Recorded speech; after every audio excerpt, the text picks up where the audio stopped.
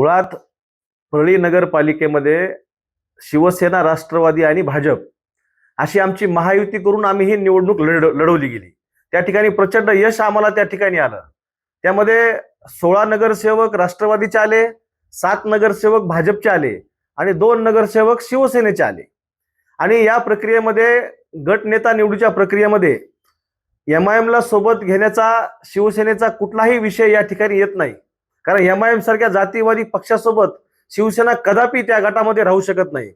एकतर राष्ट्रवादींच्या गटनेत्यांनी आणि त्यांच्या नेतृत्वांनी एकतर MIM ला त्या गटातून बाहेर काढावं किंवा शिवसेनेला गटातून बाहेर जायची परवानगी द्यावी.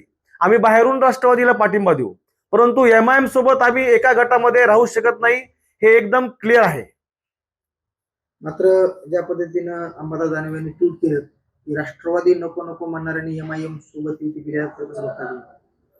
मुळात स्वतःला फार हुशार समजणारे अंबादास दानवे माजी विरोधी पक्षनेते, त्यांना त्यांच्या पक्षातले चंद्रकांत खैरेच काय दुसरा विचार सुचू देत नाहीत. सारखं वादत असतात ते दोघ जण आणि त्यांचं मानसिक संतुलन बिघडलेलं दिसतंय मला.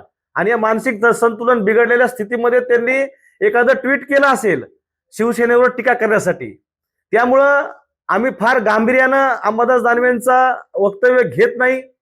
शिवसेना ही हिंदुत्वावर चालणारी, बाळासाहेब दिघे साहेबांच्या विचारावर चालणारी, एकनाथ शिंदे साहेबांचं हिंदुत्व हे खरं हिंदुत्व आहे व शिवसेनेला बदनाम करण्याचा हा केविलवाना प्रयत्न अंबादास दानवेंनी या ठिकाणी केलेला दिसतोय. येणाऱ्या काळामध्ये जर समज MIM ज्या पद्धतीने त्यांनी पाठिंबा दिलेला आहे तुम्हाला, तर ते जर बाहेर निघाले तुम्ही काही वेगळा विचार करू शकता का? या ठिकाणी मुळात पहिली गोष्ट सांगतो, MIM सारख्या जातीवादी पक्षासोबत आम्ही कदापिही एका गटामध्ये राहू शकत नाही.